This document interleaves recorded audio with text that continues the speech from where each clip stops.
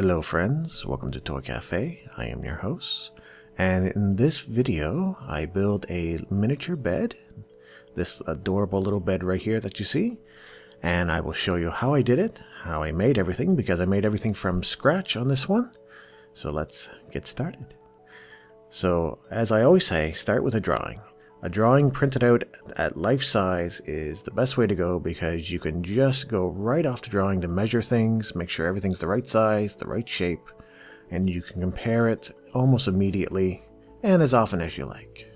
So we're starting with the posts here, and I'm doing a little carving technique that I saw another crafter do, and it turned out really well, and it's surprisingly easy to do. I have a video on my channel detailing this process, but you can see there it made some nice little turn posts for our bed. And now I took the drawing, another drawing, a copy of it, and I glued it onto a piece of 1/4-inch foam board. And I'm just cutting out each of the individual pieces. This is going to be my base, my substrate that I glue the veneer onto, because I want this to have a nice, almost wooden finish underneath, even though it's going to end up painted. Yeah, I wanted to maintain that grain there a little bit to make it look like it's an older wooden bed that's been lovingly repainted and refinished. So we're attaching our post now onto the footboard, and I went for a fairly plain design with the headboard and the footboard. I was thinking maybe panels there, as you can see from the drawing, but in the end I wanted something a little bit simpler for this particular bed. I just thought the lines looked nice, so I thought if it was clean and crisp it might look a little bit better, and I think it did. So we're adding this frame sides to the bed, just making sure it's nice and square and straight. The little mat that I have here in most of the videos has these grid lines on it, and they're very useful for making sure everything's clear and straight. So we're painting now, getting that coat of white on there, and what you don't see is the literal 10 or 12 coats of paint that I put on there and sanding in between. It was a very laborious process, but the paint came out really nice and really fantastic. The only drawback was the paint was water-based, and it caused the veneer to bend a little bit, so I had to poke a few holes, fill them with glue, but it came out okay. Building the mattress here, nothing too much to say about this. I took a piece of styrofoam and wrapped it in some fluffy cloth, and now I'm wrapping it in satin so that the bed has nice satin sheets underneath. A nice fitted satin sheet, because I want this to be a very fancy bed. The idea is that it's a bed for a princess, not an old-timey medieval princess, but a modern princess. Maybe princess only to her mommy and daddy, but a princess nonetheless. I actually trimmed this piece of satin a little bit too short, as you can see there, but it covers all the sides, and the end that it's a little bit short on is going to be up against the headboard or the footboard, so you won't see it anyways. So we can live with that. And I'm just trying to get everything pulled tight so it looks like a nicely fitted sheet. I'll trim off the excess off the corners.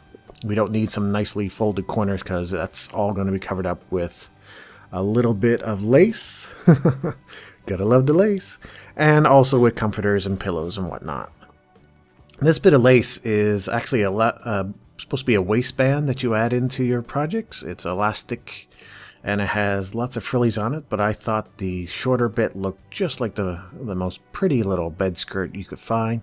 So I glued that on, hid the upper lace away. I could have cut it off, but it tended to fray after you cut it, and it didn't look very sharp like that. So I decided to just fold it under and glue it, tuck it in out of the way and glue it in place. Now I'm working on the oversheet for the bed. It is also satin, and I folded it there a couple times to give the illusion that it's folded back in on itself, and also to hide the seams. This way I don't have to try to hem the edge, which is not only not something I'm particularly good at, but also getting a hem that looks to the proper scale is difficult with a sewing machine. Even if you have a nice one that can do really fine stitches, it's still difficult to get it to look just right. The thread looks too thick, the stitches look too big or too far apart. It's a bit of a headache, so that's why I did it that way. Now this is 2 layers of material that you see here. One is a very thin gossamer kind of thing. It's actually not gossamer though, it's plastic nylon. And underneath is a woolly fleece, the material that I picked up from a local material store. And I combined those together to give a comforter design that I thought looked pretty modern and pretty cute at the same time. Getting the pink in there with all the white, but still, yeah, I think it looks really fancy. And so I themed everything around that. So we have the comforter or duvet that has that color, some main pillows that have that color, but also some pillows that are just light and fluffy. Because when you get a comforter set, usually they'll have some shams in there, and they'll have some decorative shams, but if you really want a good night's sleep, you gotta have some shams for your pillows that are soft and cushiony and fluffy. I like fluffy anyways. Maybe you like silky and smooth, but still something that's not so fancy, because all those lines will leave marks on your face. At least that's what I find. And now we're building some accent pillows. This one here is a little round pillow, and I'm continuing the motif of the pink lines on top of that with that thin, I'm going to call it gossamer material, even though it's not.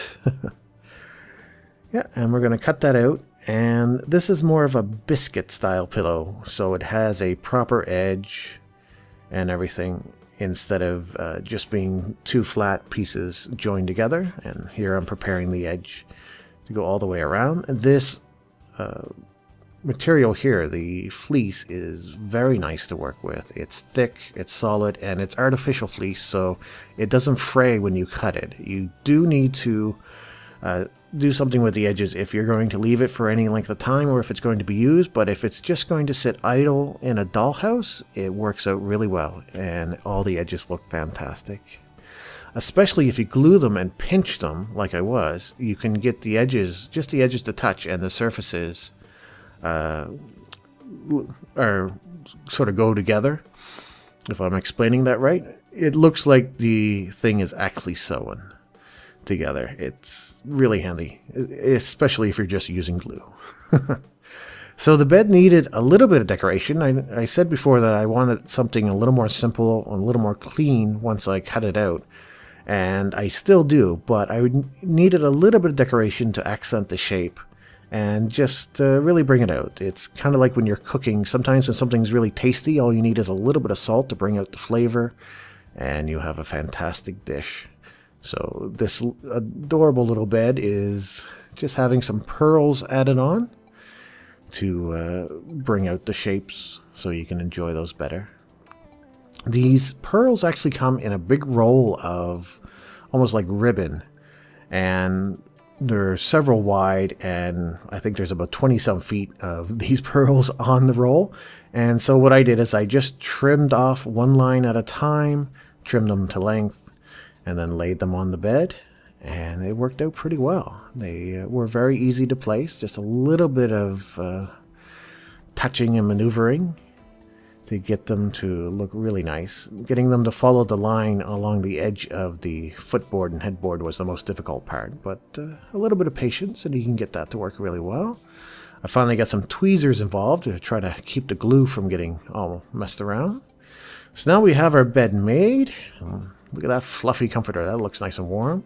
We got our decorative pillows, our fluffy, sleepy pillows. Yeah, they look nice. Yeah. And our little box pillow right there in the center. I decorated that with pearls as well, just to keep that theme going.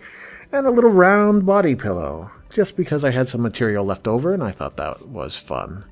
I don't know if it really fits with the rest of the set. Just thought it was a fun little pillow to have. More pearls on that as well.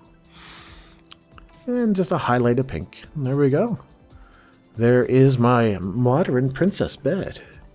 It was really fun to do, and really satisfying as well. I did this in 1/12 scale. If you don't know, I do most of my crafts in 1/24 scale, or roughly there.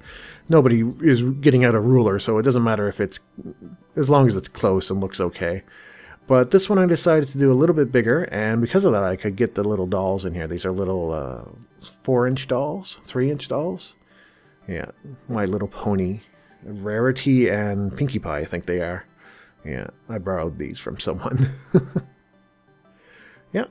So this was a really satisfying project to put together. It may not be the fanciest or the most impressive, but it really was a joy to put together and a joy to make. So yeah, I think that's something important to remember is when you are doing crafts, it's not so much about the end process as it is about just enjoying what you're doing. And speaking of that, if you enjoyed watching this video, please consider subscribing and hitting the bell icon so that you'll be notified whenever I put up a new video. Or if you really enjoyed it and you would like to see more videos, you can help me out with that by clicking on one of the Amazon links down below.